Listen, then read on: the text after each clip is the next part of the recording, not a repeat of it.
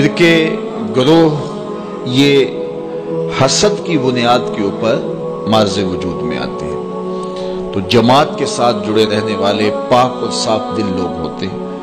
اور وہ کسی سفلی یا سطحی مفاد کی وجہ سے یا کسی کے حسد کی وجہ سے الگ رستہ اختیار نہیں کرتے، وہ جماعت کے ساتھ جڑے رہتے ہیں۔ اللہ کے محبوب علیہ السلام نے ارشاد فرمایا کہ جو سواد اعظم ہیں ان کے ساتھ وابستہ رہو، جو ان سے بچھڑ گیا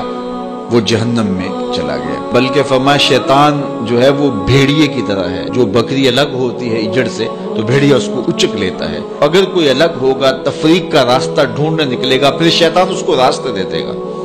پھر نتیجہ یہ ہوگا وہ الگ گروہ اور الگ فرقہ الگ جماعت بنا کے بیٹھ جائے گا، اور جو حقیقی جماعت ہے سواد اعظم ہے اس سے وہ بکھر جائے گا، اور تفریق، تشدد، اختلاف اور باہمی جو ہے وہ لڑائی اور جنگ و جدل کا ماحول پیدا کر بیٹھے گا۔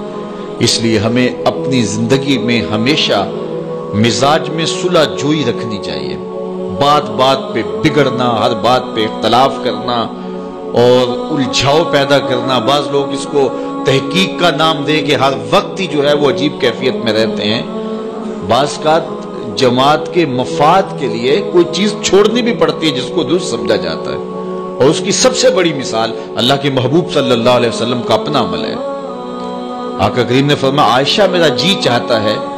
کہ کعبۃ اللہ کی تعمیر طرز ابراہیمی پہ کروں، لیکن میں یہ سوچتا ہوں کہ تیری قوم کی عصبیت نہ جاگ پڑے، یعنی قریش کے دل میں یہ بات نہ آئے کہ یہ ہماری خاندانی جو تعمیر ہے اس کو توڑ کے ایک نئی تعمیر انہوں نے سامنے لائی ہے۔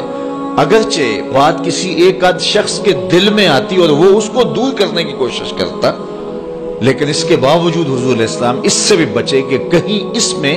جو ہے وہ لوگوں کے ذہن میں جو ہے وہ ایسی بات نہ آنے پائے۔ اب یہ کتنی بڑی بات ہے، اگر ہم لوگ اس بات کو سمجھ لیں تو یہ بات بات پہ بگڑنا، جھگڑنا، جنگ و جدل، لڑائی اور باہمی تشدد، افتراق اور کیا کچھ ہے، اور جو اس وقت ہم کر رہے ہیں پوری دنیا کے اوپر، مسلمان آج دیکھیے شام کے اندر جو کچھ ہو رہا ہے، اور ہم آپس میں جو ہے وہ باہم دست و گریبان ہیں۔ چھوٹے ہوتے تھے تو وہ ایک کہانی پڑھتے تھے کہ ایک تھا تیتر ایک بٹیر، لڑنے میں تھے دونوں شیر، لڑتے لڑتے ہو گئی گم، ایک کی چونچ اور ایک کی دم، دونوں کو نقصان ہو گیا، ایک کی چونچ جائے گی اور ایک کی دم جائے گی۔ تو ہم جب امت مسلمہ آپس میں جنگ و جدل کا ماحول ہی قائم رکھے ہوئے ہوں گے تو پھر نتیجہ کیا یہ ہوگا کہ شام کے اندر جو ظلم ہوا، اس سے قبل جو یمن میں ہو رہا ہے، اسی طرح برما میں جو کچھ ہوا، افغانستان کے اندر جو کچھ ہوا، 56-57 اسلامی ملک اور ہماری یہ حالت، بس ہم جغرافیائی الجھنوں میں ہیں۔ اس امت کو اس تقسیم میں ڈالا گیا۔ یہ اب بھی بہار عرب پچھلے دنوں میں چلی، عرب نیشنلسٹ اور یہ جو کچھ بھی ہے، یہ تعصب اور یہ عرب و عجم کی تقسیم اور یہ سرحدی تقسیم امت مسلمہ کے اندر امت کو منتشر رکھنے کے لیے یہ بت گھڑے جاتے ہیں تاکہ امت تقسیم رہے۔ تو جب سلطنت عثمانیت توڑی جانے لگی تو اس وقت یہ بات کہی،